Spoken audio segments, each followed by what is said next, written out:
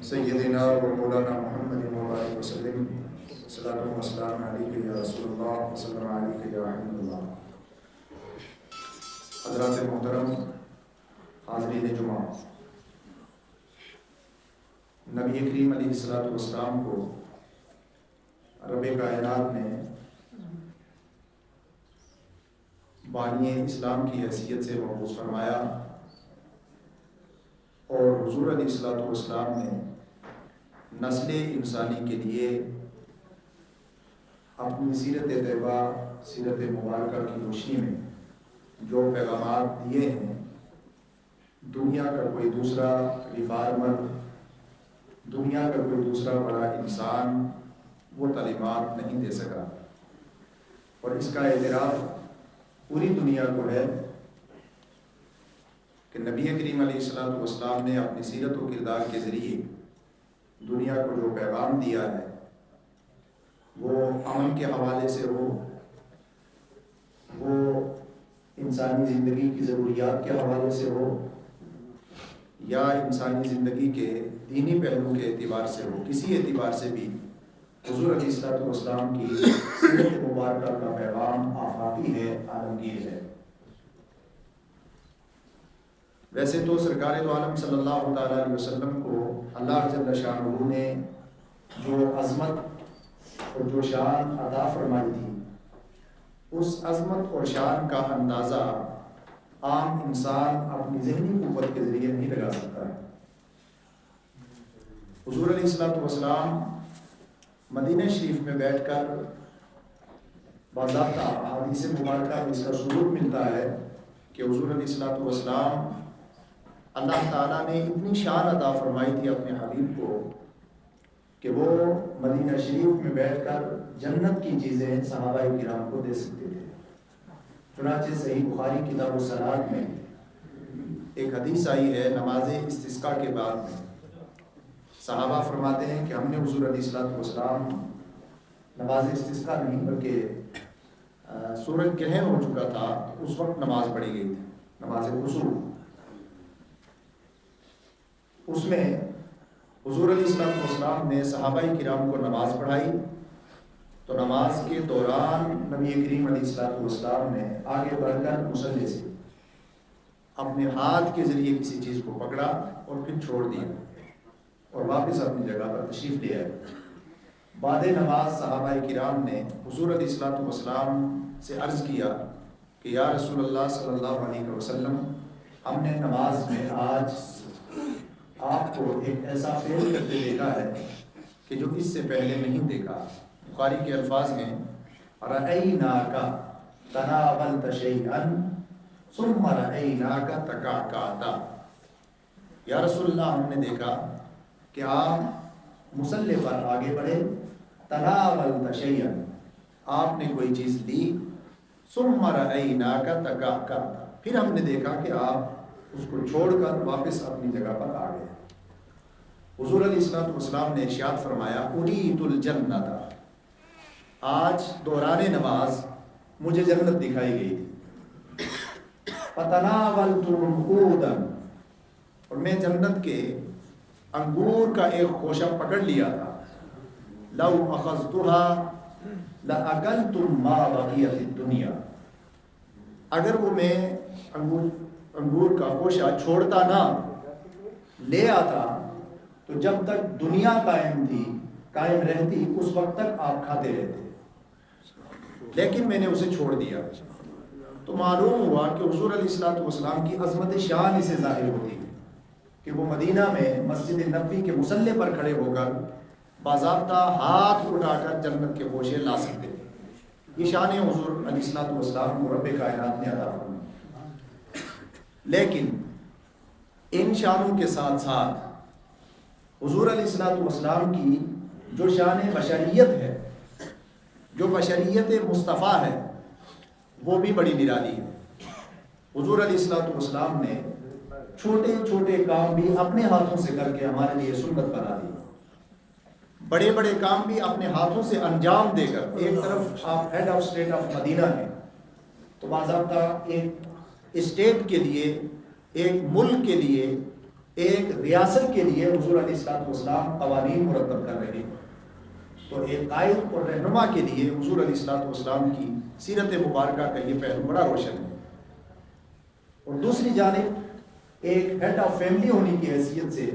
سرکار دو عالم صلی اللہ تعالیٰ علیہ وسلم نے جو اپنی ازواج مطہرات کے ساتھ جو لمحات گزارے، جو اپنے گھر کے کام کاج میں جو لمحات گزارے، وہ بھی بڑا تابناک پہلو ہے حضور علیہ السلام کی سیرت کا۔ تو قرآن نے فرمایا کہ اب حضور علیہ السلام کی سیرت مبارکہ کا جو بھی پہلو ہو، حضور علیہ السلام انسانی زندگی کی ضروریات کے لیے جو بھی عطا فرمایا ما آتاکم رسول تمہیں جو دیں فخذوہ اسے لے لو، اور رسول تمہیں جس چیز سے منع کریں اس سے باز آ جاؤ۔ آج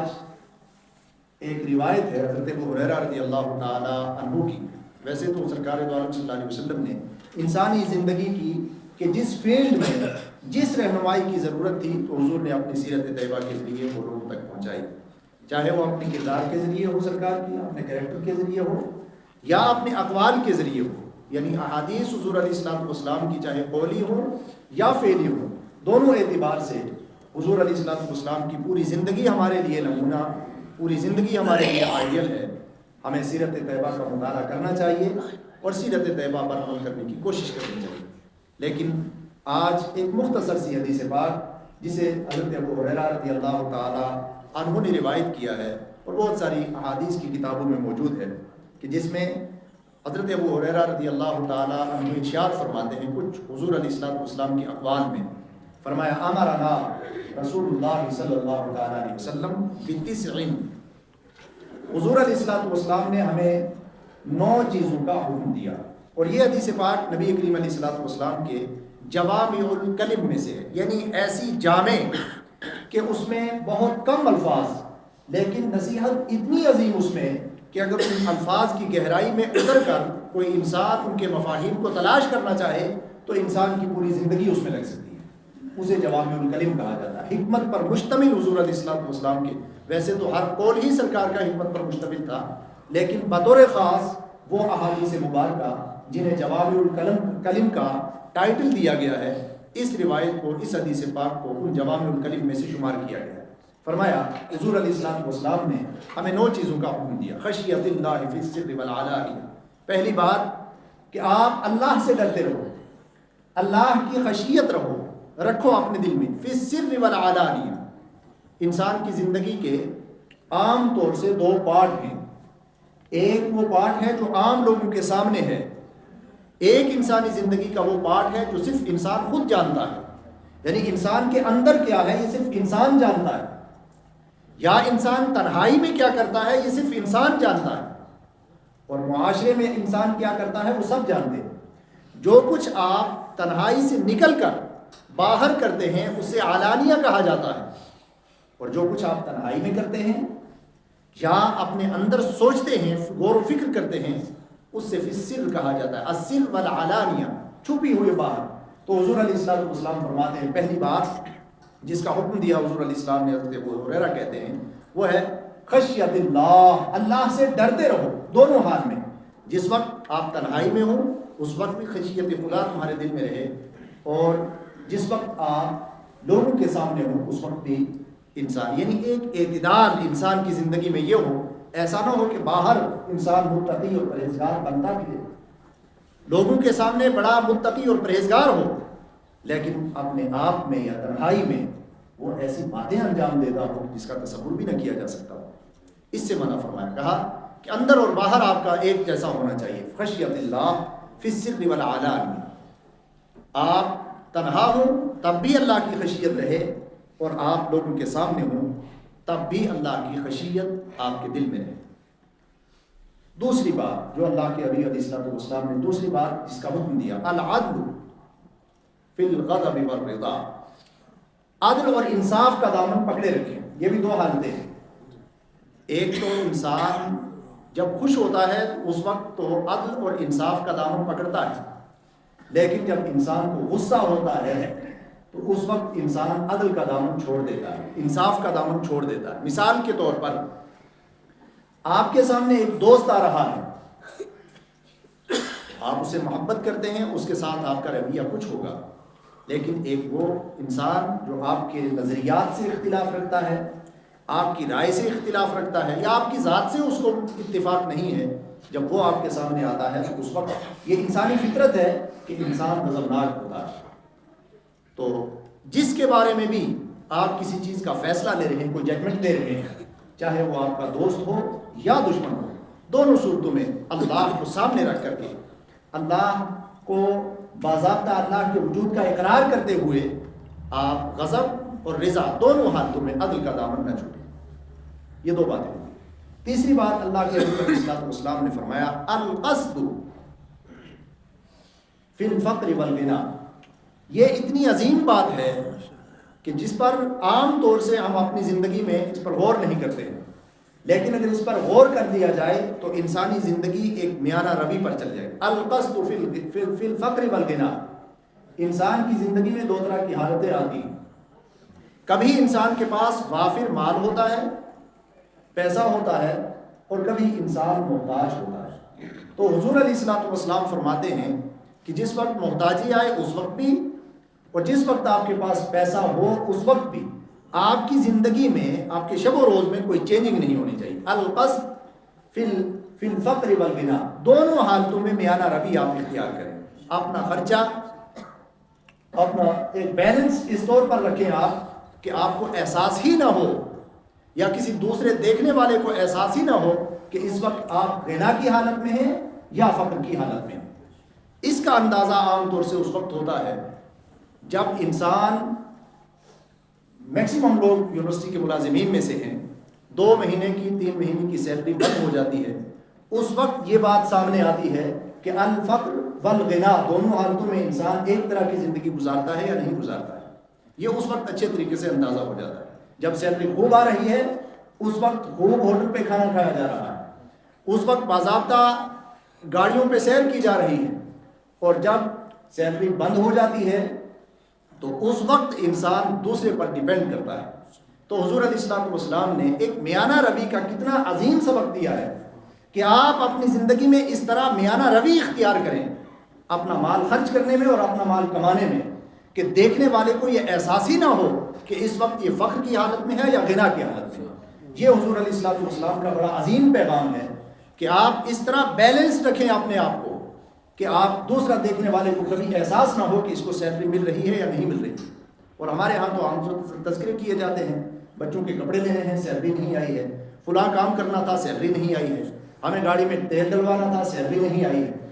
فلاں چیز لینی تھی، سیلری نہیں آئی ہے۔ تو حضور علیہ الصلوۃ والسلام نے جوامع الکلم میں سے ایسا سبق دے دیا کہ آپ پہلے سے اپنی زندگی کو اس طرح بیلنسڈ کر کے رکھیں کہ یہ احساس ہی نہ ہو کہ کب آپ کی سیلری آ رہی ہے، کب نہیں آ رہی۔ ایک طرح کا آپ کا لباس لینا چاہیے، ایک طرح کا آپ کا چال چلن لینا چاہیے، ایک طرح کی آپ کی زندگی رہنی چاہیے، ایک طرح کا آپ کا کھانا پینا رہنا چاہیے، تاکہ دوسرے دیکھنے والے کو یہ احساس نہ ہو۔ تو یہ حضور علیہ الصلوۃ والسلام کا پیغام بڑا عظیم پیغام ہے، القصد فی الفقر والغنا۔ حضور علیہ الصلوۃ والسلام نے فرمایا کہ فقر اور غنا، محتاجی کے عالم میں بھی اور مالداری کے عالم میں، جس وقت پیسہ وافر ہو اس وقت بھی، اور جس وقت تھوڑی سی شارٹ لگ جائے اس وقت بھی، آپ کی زندگی میں کوئی چینجنگ نہیں آنی چاہیے۔ جس طرح آپ زندگی گزار رہے ہیں، اگر آپ یہ مزاج بنا لیتے ہیں تو آپ ایک کامیاب زندگی جی سکتے ہیں۔ حضور علیہ الصلوۃ والسلام کا یہ پیغام بڑا ہی عظیم پیغام ہے۔ بہرحال اس طرح کے نبی کریم علیہ الصلوۃ والسلام نے 9 باتوں کا حکم دیا۔ اس کے بعد فرمایا کہ حضور علیہ الصلوۃ والسلام نے کہ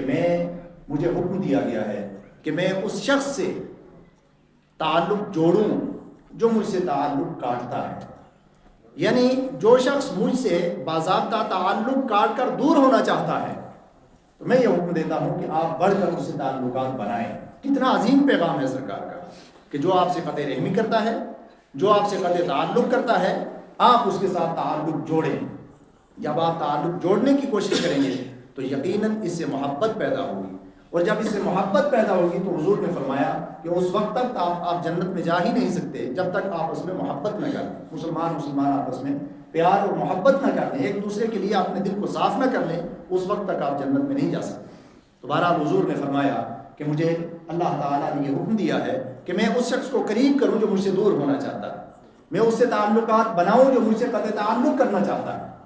اور فرمایا انفوتی امن حرامانی، میں اس شخص کو دوں جو مجھے محروم رکھتا ہے. یعنی جب بہت ساری چیز، اب دینے کے بارے میں صرف مال اور دولت ہی نہیں ہے، صرف پیسہ ہی نہیں ہے کہ جو مجھے دیتا ہے میں اس سے لوں، جو نہیں دیتا ہے اس سے لوں، بلکہ نصیحت کی باتیں بھی ہوتی ہیں، یا کوئی علم کی بات بھی ہوتی ہے، کوئی حکمت کی بات بھی ہوتی ہے. جو اچھے مشوروں سے آپ کو محروم رکھتا ہے آپ اسے اچھے مشورے دیں.